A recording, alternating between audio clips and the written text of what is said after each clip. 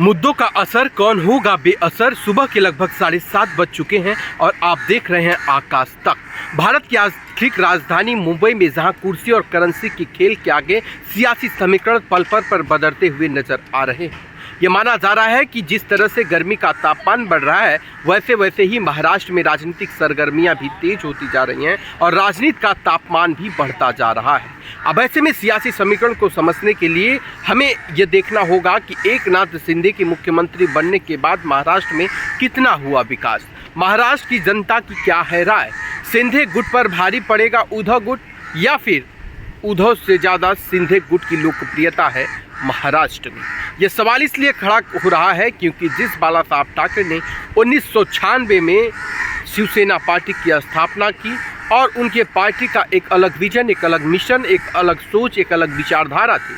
उस विचारधारा में बाला साहब ठाकरे ये कहते थे कि वह कभी भी कांग्रेस पार्टी के साथ गठबंधन नहीं करेंगे, लेकिन उद्धव साहब ठाकरे ने कांग्रेस पार्टी के साथ गठबंधन किया और उसके बाद पार्टी का सिंबल भी शिंदे गुट के पास चला गया। गुजरात से लेकर गुवाहाटी तक की यात्रा में ही महाराष्ट्र का पूरा सियासी समीकरण बदल गया और महाराष्ट्र में सरकार भी बदल गई। जब तक सोच और विचार हो तब तक बहुत कुछ परिवर्तन हो चुका था। ये मामला अदालतों में चला गया और अदालतों के फैसलों में जो कुछ सामने आया उसके बाद एकनाथ शिंदे गुट और मजबूत होता गया। वहीं वर्तमान में इंडिया गठबंधन के कद्दावर नेता, कांग्रेस पार्टी के वरिष्ठ नेता और आप कह सकते हैं कि बाला साहब ठाकरे के बेहद करीबी और संजय राउत साहब के बेहद खास दोस्त संजय निरुपम ने बड़ा आरोप लगा दिया है 2024 लोकसभा चुनाव के ही दौरान।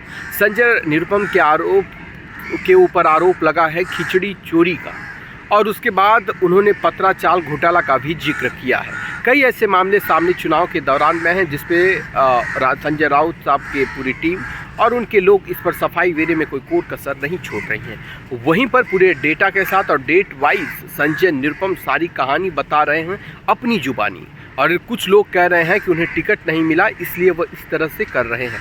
अब ऐसे में सियासी पड़ताल ये करते हैं कि महाराष्ट्र की राजनीति में कितना दबदबा शिंदे गुट का रहेगा या फिर उद्धव गुट का मामला 20 रहेगा। अगर हम ग्राउंड की बात करें तो देखा जाए जहां उत्तर भारतीय समाज बहुत बड़ी भूमिका में अपनी निभाता है, वो ज़्यादातर देखा जाए तो वो शिंदे गुट के साथ चल रहा है और उद्धव साहब ठाकरे के साथ इंडी गठबंधन यानी कांग्रेस पार्टी, एनसीपी, तमाम बड़ी पार्टियां जुटकर एक मंच पर आकर हौसले बुलंद करने का काम करें। जो पार्टियां एक दूसरे के ऊपर कभी सवाल खड़ा करती थी, एक दूसरे की विचारधारा नहीं मिलती थी, लेकिन राजनीतिक मुद्दा या फिर सत्ता में आना जरूरी या फिर विपक्ष के लिए एकजुट होना ये मजबूरी माना जाए।